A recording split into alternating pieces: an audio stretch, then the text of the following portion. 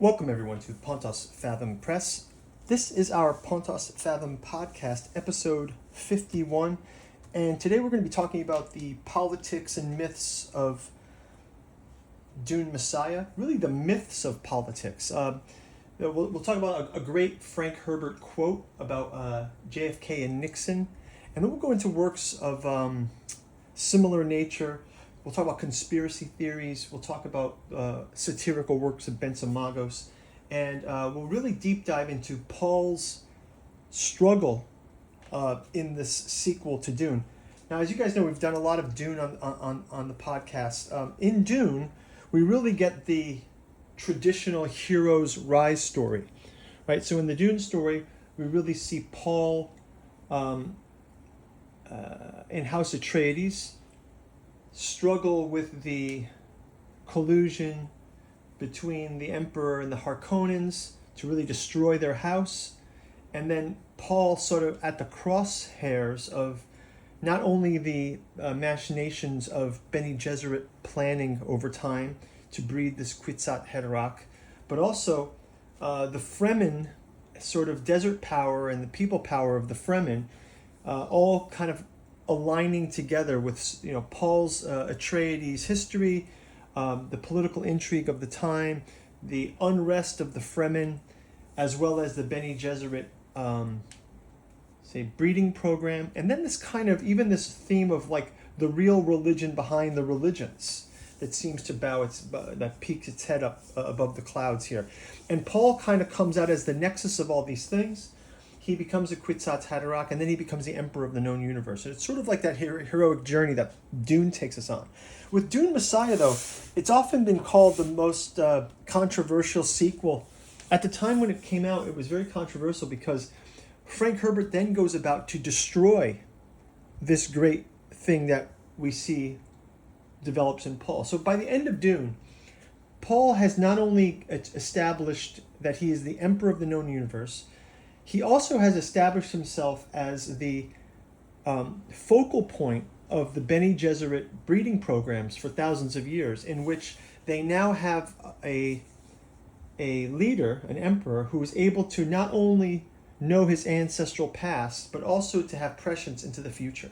So Paul has taken the water of life, he is able to predict the future, and now as the leader of this empire, his Fedaykin have gone across the universe and really spread the religion of Muad'Dib. And I think that some of Paul's struggles in the book are really like, maybe that's the place we can first jump into. I find that it's very interesting.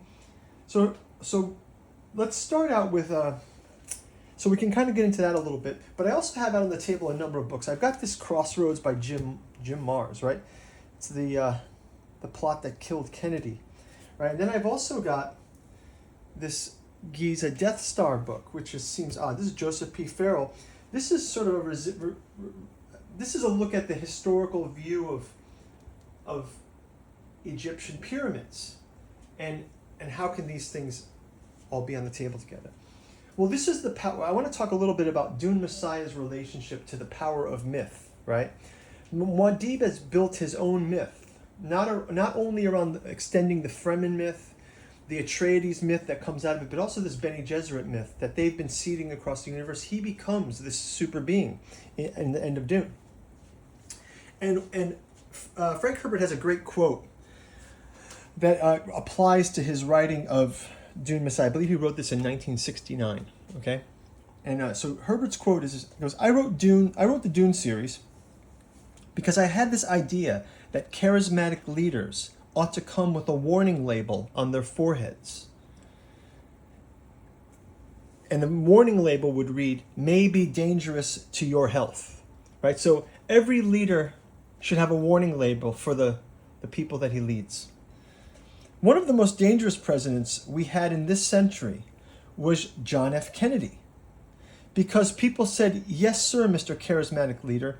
What do we do next?" Now, this is such a shocking thing, right? You got to think of that. Herbert was may have liked Kennedy actually, but the idea that that Camelot myth and what Herbert's calling out here is that it's not that Kennedy was a bad president. It's that the idea of having a trustworthy leader is dangerous because they can always subvert that, especially once the public trusts the leader, right? So he says, the problem with Kennedy was people said, yes, Mr. Charismatic Leader, what do we do next? But we wound up in Vietnam. You could also say we wound up on the moon, but we did wind up in Vietnam. And I think probably the most valuable president, Herbert goes on to quote, I think probably the most valuable president of this century was Richard Nixon, because he taught us to distrust government, and he did it by example. Now, this is amazing, right? So Herbert, talk about a man who's of the people. This is the guy who wrote about the Fremen, right? Fremen uprising against Harkonnen oppression, the Atreides trying to be fair. And the Atreides, I feel Leto the first, Paul's father, he's very much like a Kennedy-type leader, right? He wanted to do right by people, and look what happened to him, right? And I think this is why we've got this crossfire on the tabletop today. Kennedy was a double bind also, because what we see with Kennedy, and again with the myth of the Atreides, is I think how Herbert carries it throughout the Dune saga, because the Atreides have that kind of Camelot nature to them, right? What we see coming out of the Kennedy assassination is that if you questioned the Kennedy assassination, this term, and I think it was a CIA invented term called conspiracy theorist, had its birth in that era. So it wasn't enough that the leadership, this is the place where people are stuck in since the Kennedy election. And this is why I want to call out a bit of the works of Bensa Magos. Right, so if we check out Bensa Magos' works, his works are basically, these are all available from Near East Media. You can see that he has got a number of controversial satirical works out there. And each of them kind of have, I won't go into them in depth, but I want to talk to a little bit about this concept of not trusting leaders, right? So we all think of Kennedy as a model president who was assassinated. This is crazy, right? And then we think of Nixon as the crook. But Herbert flips the script in a complex way. He said, if the leader is too trustworthy, this is dangerous. And the leader who exposes himself as untrustworthy serves as a great example by his own untrustworthiness, right? And then let's kind of go through some of these Bensa Magos titles.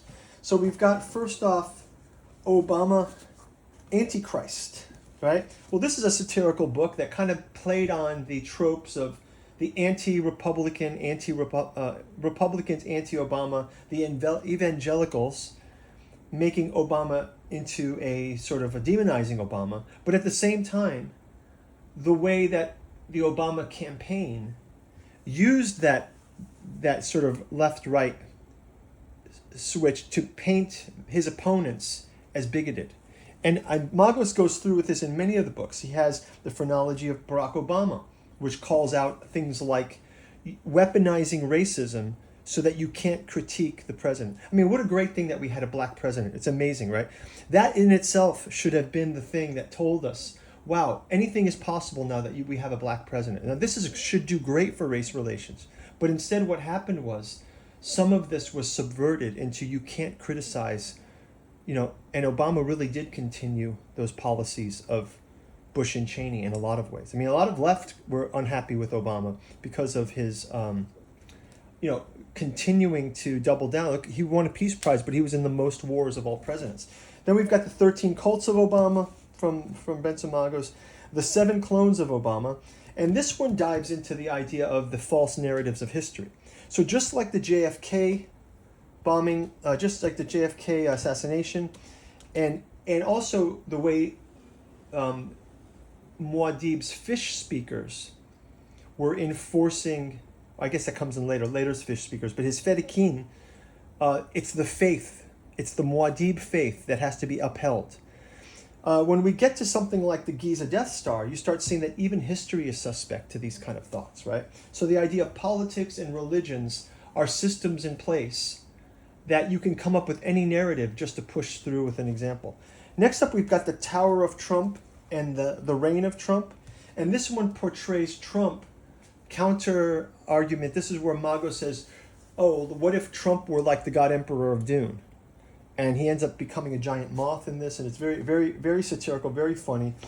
Tower of Trump, Truth, Disclosure, and Godhead in the Age of Fake News. And then finally, we've got the Flowing the Tears of a Flesh Android, Bensa Magos' work on the curious brief occupancy of O'Biden, in which O'Biden is portrayed as a flesh android, that his tear salinity must have the perfect amount of salt to keep the alien tentacles that control him viable. So you can see all these are kind of silly. They're all satirical, but they kind of point to that same topics that that Herbert calls out on, and that is the leader who shows us he's untrustworthy is more positive to us than the leader who comes out as purely charismatic. And this is because we can never really know the leaders. And what Paul wrestles with in Dune Messiah is exactly something of this space, right? So Paul is faced with the idea of his vision. When he fast forwards through his vision, he sees that people will become more and more controllable, they'll become more and more narrow-minded, and eventually they will lead themselves to their own destruction. And without that tyrannical counter voice, something like Magos offers is, hey, think for yourself. Don't trust these leaders. It's almost better to come up with a crazy narrative just to give yourself some grit against the thought flow of the established connection. I've got another book on the table. I probably will do a whole book on this, but it has some interesting themes to it. This is Brian Murarescu's Immortality Key. It actually has some personal details for myself. This kind of talks about the story of the religion before religions.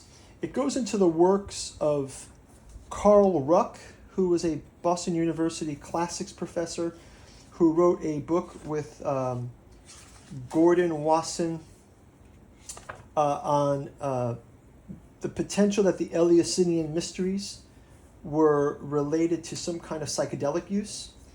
And some of the topics of this book go into a time when at BU, so I was a student of Ruck's, but I also had a roommate who was a speechwriter for John Silber, who was the president of BU at that time. So we have the sort of wild in the field professor Ruck, and then you have this, and he was more like an experimental professor, cutting edge of looking at the ideas of revising history, right? Looking at history, like what were the real origins of Christianity.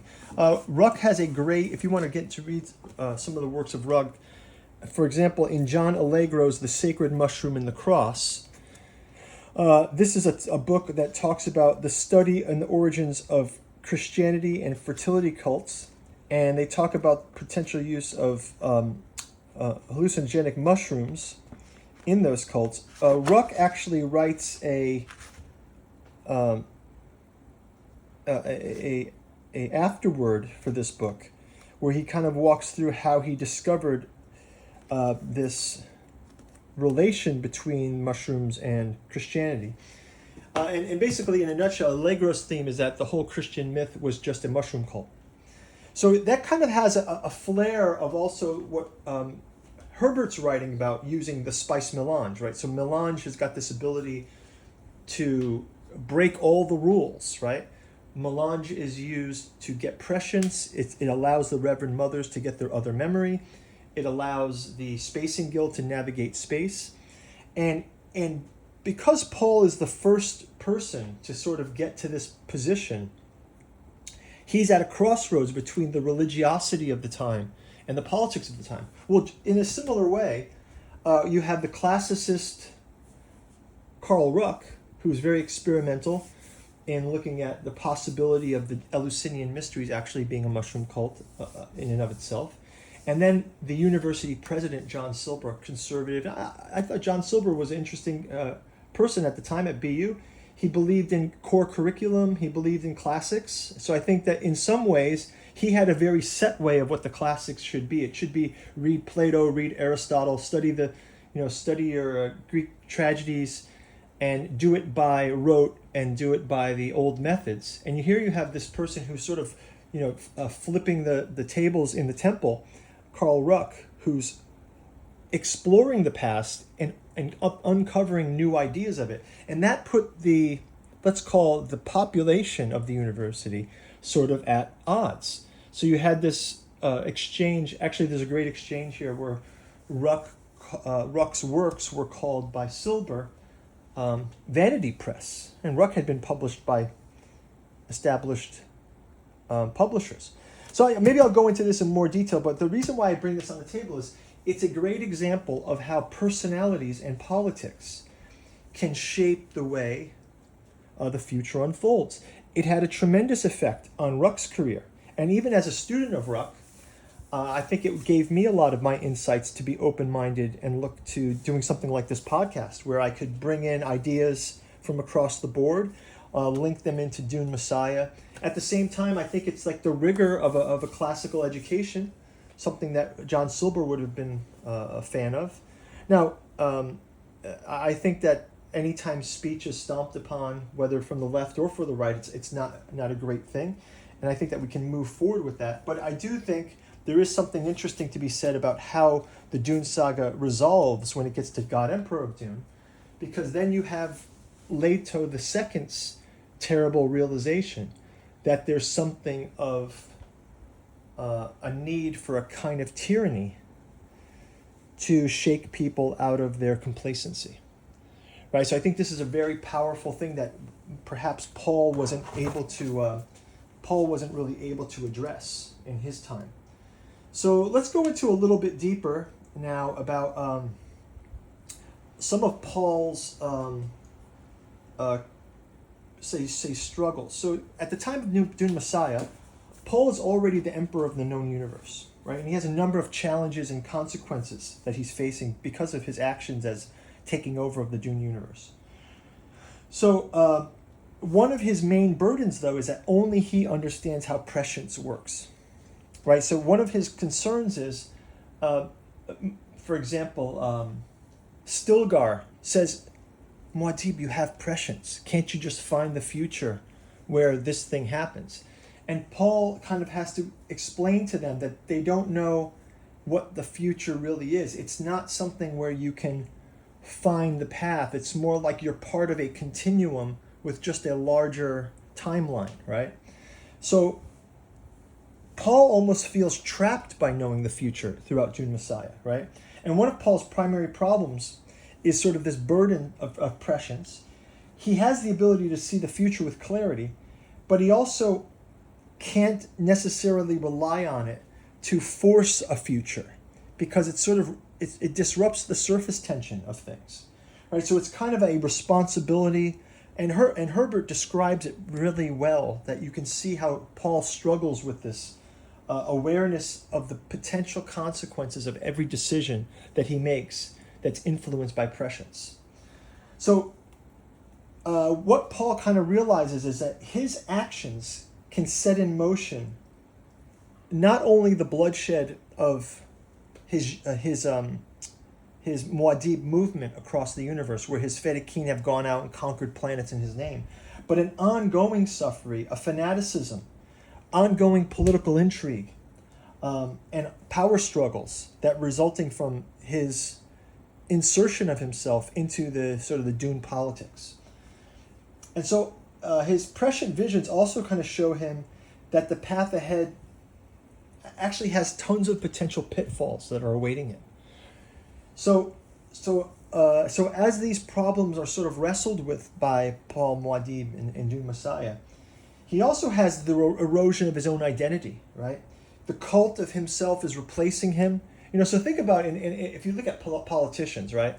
Let's think of any of them. You look at a Kennedy, right?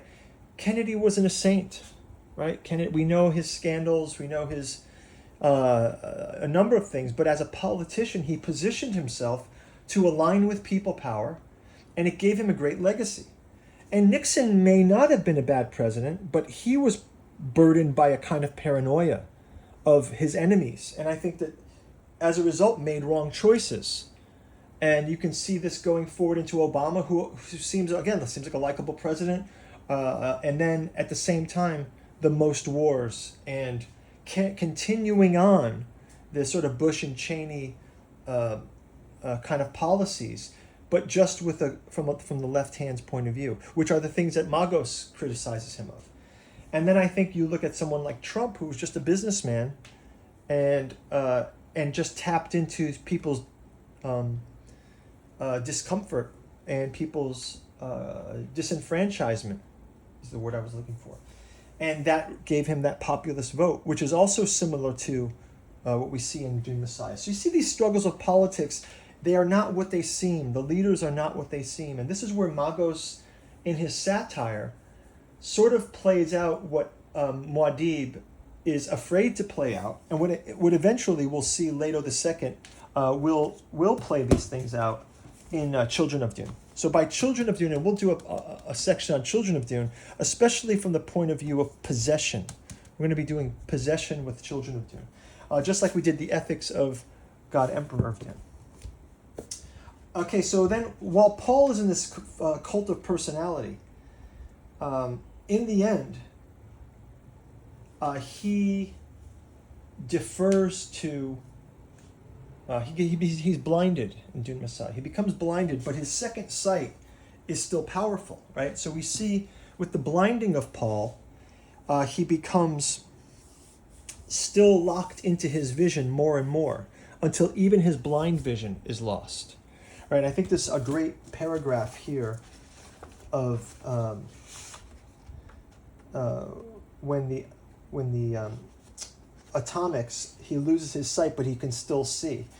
And so for a time, Paul kind of uses the spectacle of his blindness in a way to promote this idea that he's locked into this and he is going to reveal his enemies.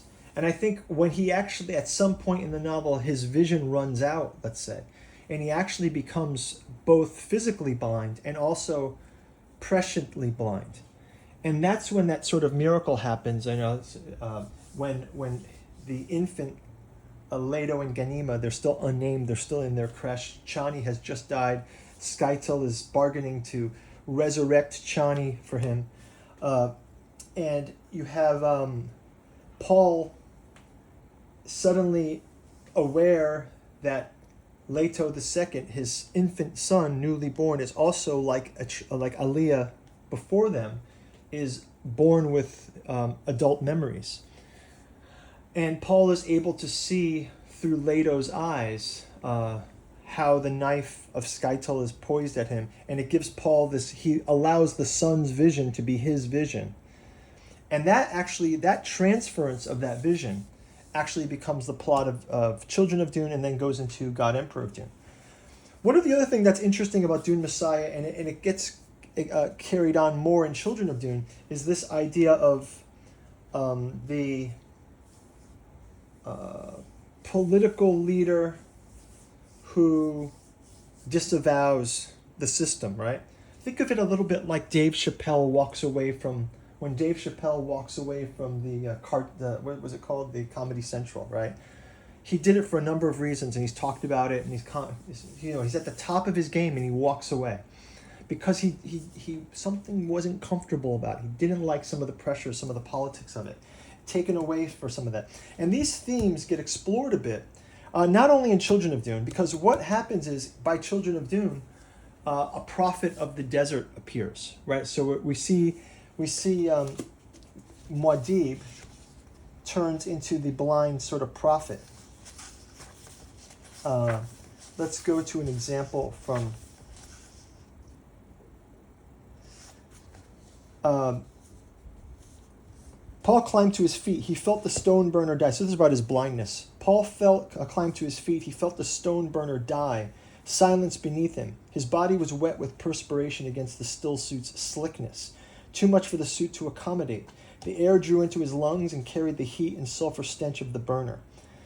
As he looked to the troops beginning to stand around him, the mist in Paul's eyes faded into darkness. He summoned up his oracular vision in these moments, and then turned and strode along the track of time that carved for him. fitting himself into the vision so tightly that he could not escape it. So he's aligning himself into the vision, right? And then he himself grew aware of this place as a multitudinous possession, reality welded to prediction. Now, this is the reason why he couldn't steer the future like Stilgar had asked him to, right? Hold fast, Paul shouted. Help is coming. Moans and groans of his troops around him rose as the men realized their blindness. And as the complaints persisted, he said, This is Muad'Dib. I command you to hold fast. Help comes. Silence. And then, true to his vision, a near guardsman said, Is it truly the Emperor? Which of you can see? Tell me. None of us has eyes, Paul said. They have taken my eyes as well, but not my vision. I can see you standing there, a dirty wall within touching distance on your left. Now wait bravely. Stilgar comes with our friends.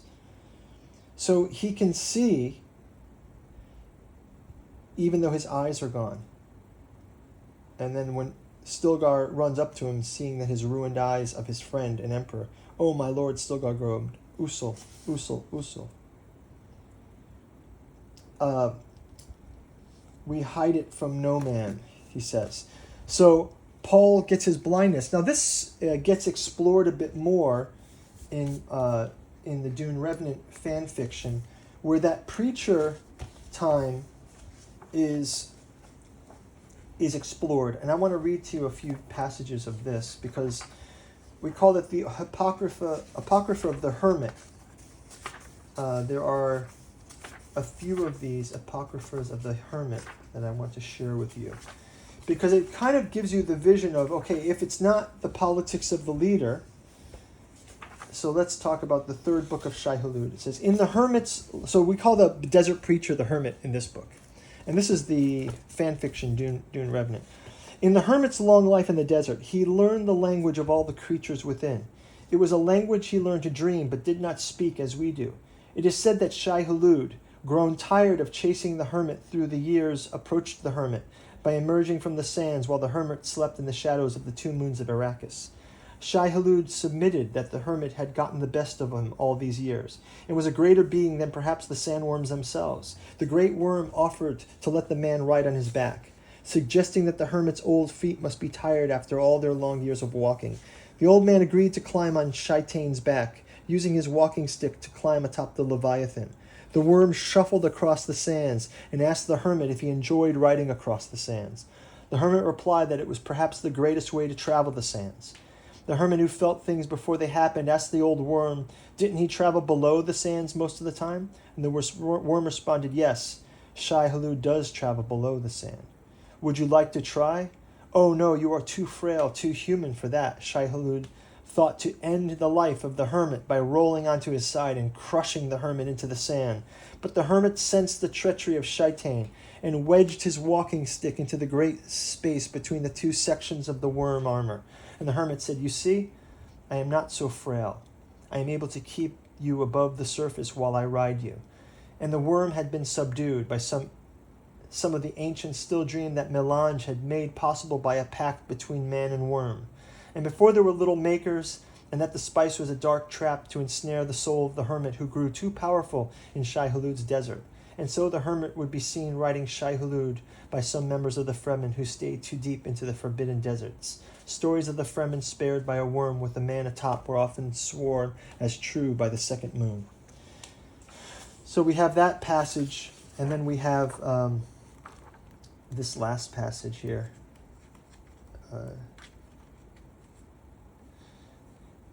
The Apocrypha of the Hermit. The smell was the first thing. It brought the visions of my Fremen and their children with their blue and blue eyes. For then was the time that humanity first knew of the spice. And I was the first to partake in the being of Shai Hulud, I who know the motions of time as the desert knows the passage of time. And at the infernal mouth of Shai Hulud I stood, and I took the spice melange that was from his hot breath. And this is what came to pass. For these words were first written not on paper and ink, nor in lines in the sand, but etched into the consciousness that emerged timeless between human and worm. In this, the first spice trance, these words were written upon eternity, upon the very storms of time itself, by the mystery of melange and Shai Hulud. The taste was the second thing, out past its bitter, sweet nutmeg, all the senses as one single sense, tasting. All the sounds were taste, as were the sight and the touch. This was the nature of the melange to the senses.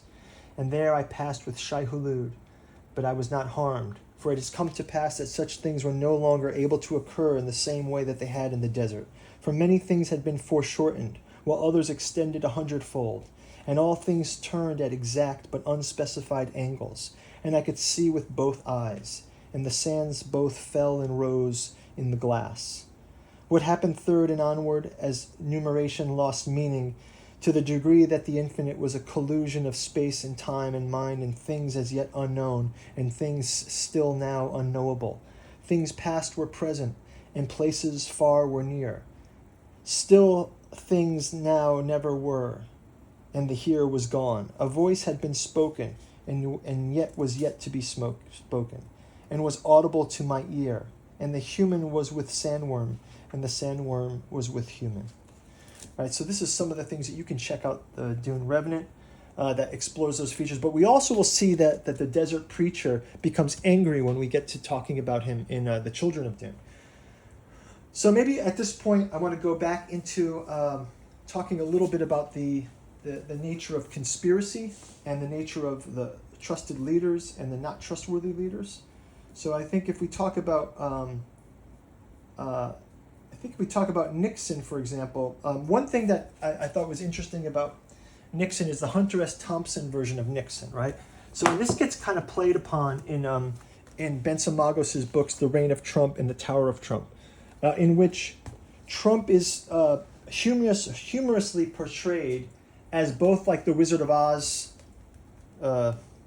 image and as a gigantic moth that he transforms to attains a kind of godhead. But he also goes through Dante's Inferno, led by Hunter S. Thompson.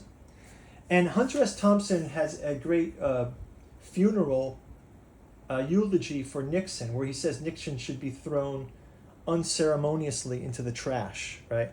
So this kind of irreverence for the leaders by our satirical writers, right? This is something that helps to give people some agency, I want to say, over the power of that myth. So you look at Paul Muad'Dib's reaction to his political machine, his religious machine that he's created, where he's no longer even able to speak to his own. Even Stilgar is hypnotized by it. Stilgar keeps thinking he's a god. It's only Chani that he can talk to, right? It's very few people. Aliyah, perhaps, even his mother, he can't quite talk to her. Stilgar, he cannot quite talk to him. So it's a very lonely path. And this is actually the path that Leto, through his other memories, will start to explore when he makes his decision in Children of Dune to become the God Emperor. But those voices of Nixon's, it comes in a number of places where, like for example, Magos plays with the idea in the Black Smoke Devil Pope in 13 Cults of Barack Obama. He has Obama owning the handgun that Elvis gave Nixon, right? So, there's sort of a Nixon-like connection in Magos to Obama. Also, we have that Hunter S. Thompson style critique in the Flowing the Tears of the Flesh android, where O'Biden becomes unviable, and he's going to be sent off to Cold Pack by the COG handlers in the low orbital satellite. It says the sensory deprivation of the Cold Pack tanks bereft of finality, just a lingering lacrimosa that plays eternally on the discarded flesh android of O'Biden. In the Cold Pack's tank, gelatinous nutrition fluid. Sleepy Joe no longer had thoughts in the wastelands of dementia. The empty shell, the tentacle abandoned, no longer animated by the many that are legion. He's still lucid, with his leg hairs floating in the LCL fluid, and his only thought was that of fascination. And in the darkness, the first presidential reject, as he was now being referred to, was not worth recounting. And at the historic inauguration of the first female flesh android, the Democrat policy enacted the standard operating procedure. The burdensome reject had been discarded corporally as well as memory hold. The reject's cold flesh, dull, lifeless eyes, maggot ready, no longer viable, without water for tears to flow, was tossed unceremoniously into the rubbish heap. An awkwardly positioned body among the trash and garbage lay in state. So you kind of see that that irreverence that Hunter S. Thompson has for that Hunter S. Thompson had for Nixon, kind of gets transferred into the Trump book, and it's almost like an equal opportunity employer, right? So the idea here is the lesson of Dune Messiah is a bitter pill. It's that you can't trust your heroes, right? You know, like I just saw this great thing with Mission Impossible's coming out, right? And Tom Cruise is jumping the motorcycle. I think it's cool, right? Tom Cruise, 61 years old, he's going to jump the motorcycle in Mission Impossible. It's a fun movie. It's something fun. People want to see something entertaining, right? And I couldn't help the cynical thought that, did they just CGI it? We know that Tom Cruise is athletic. We know that he is, right? But at the same time, there's a cynicism that's come, and it's come ever since this moment. And I think that the JFK thing was a double bind. The plot that killed Kennedy, right? The death of JFK, and we've talked about it a bit before on this, has a resonance with the fall of Dune Messiah. And I think it's almost it might even be written thinking of, this might be Herbert's comment on the leader who's too good at his job. And how that stepping down happens with Dune Messiah, right? Because you see this leader who was JFK, who was, listen, he wasn't universally loved. We know that for sure, right? But the people loved him. People liked him. And the myth around Camelot was huge. But the backlash after it, and Jim Marrs does a great job. This is the book that inspired the Oliver Stone movie, JFK. But Jim Marrs does a great job of kind of exposing all of that political intrigue around a leader that is now a whole PR machine that has to happen. It's like, who's against him, who's for him, and we see those themes are alive in Dune Messiah, where the political machine of Muad'Dib, totally separate from Paul Atreides, right? This becomes this burdensome thing. You add to that Paul's prescience, and now you've got a real interesting sci-fi view of how does politics move forward. And Paul decides, Paul checks out. He decides, I'm done with it, and he does it in a way that kind of leaves the legacy for his children, who are going to take on that legacy. But he himself says, I cannot be the one anymore, right? And we're in interesting times. We have another Kennedy running for president, right? And given a flesh android in the reign of Trump and DeSantis, maybe the RFK Jr., maybe this is the thing, right? This is somebody who's come out with a lot of interesting topics, right? From insights into the UFO file, insights into the planned nature of his uncle and his father's demise. So yeah, we're really living in interesting times, and I think that this book is a great reread. If you guys come off of reading Dune, really recommend you to jump into it. So I think coming up next, we will continue this Dune Messiah story with a Children of Dune episode. I want to focus on the Children of Dune one, on the idea of possession, and also on so it's a much more psychological episode. We'll do less on the politics, more on the psychological side. I want to talk about Aaliyah a lot, and how Aaliyah wasn't able to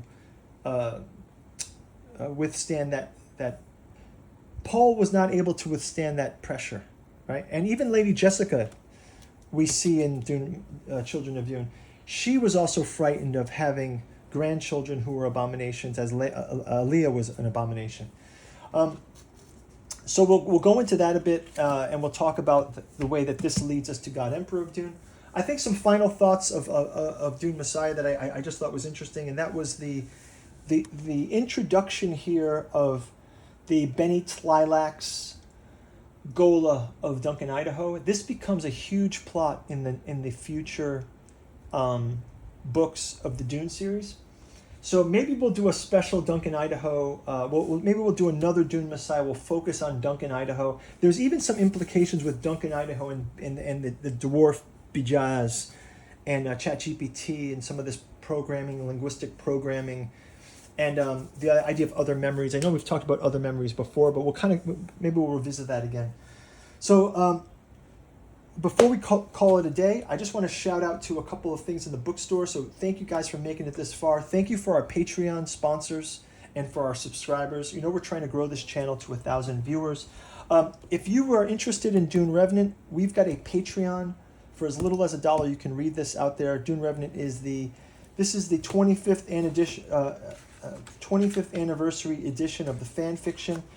It's got a number of some extra material in the back that dates back to the 90s when Dune Revenant was written, and it takes place after Chapter House Dune, but it was written before the Brian Herbert sequels. So it's a fan fiction. You can go check it out there on our Patreon. You can also check out some of the other books that we've been working on. We've got the podcast books created. You can already go out and check out Jungian Alchemy in Horror and Science Fiction, Volume 1, where we talk about Frank Herbert. I believe that there's 3 or 4 essays here on Herbert, in addition to Philip K. Dick and H.P. Lovecraft. Prophecy, Psychology of the Future and Other Memory, Frank Herbert's Dune. Origins of the Bene Gesserit and the Butlerian Jihad. And Worms, Water of Life, and Jungian Alchemy to start with. Volume 2 is also out and about. We haven't made the official announcement, but it's getting in distribution now. Theosophical Psychoanalysis of Pulp Fantasy and Anime. We talk about Conan, Solomon Kane, John Carter of Mars. We talk about the Bleach, Taito Kubo's Bleach. We talk about Evangelion, Anno's Evangelion.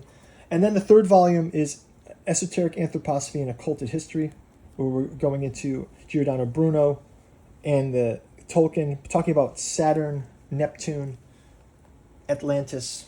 So that series is out there. We'll be doing some additional ones. We've got the 4th volume in planning. That's having to do with our Dragon podcasts that we've done on this channel.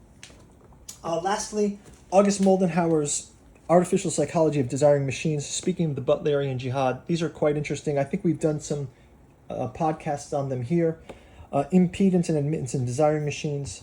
Psychoanalysis of Artificial Intelligence goes into film as sort of the artificial memory that's fueling this new large language model AI that we see out there. Both of these are out in the field. Volume 3 is in proof right now, Computational Complexity and Psychiatric Agency. This one's the culmination of the trilogy, going into the idea of machines and replication of human thought and how they will have their own agency at some point. Go check those out in the bookstore. Happy to have you guys comment on them in the Patreon. And as usual, thank you for the Patreon supporters out there. Thank you for our subscribers. I'm going to leave it at this. We will talk to you in the next podcast going into Children of Dune. Thanks a lot for watching. Take care. Bye-bye.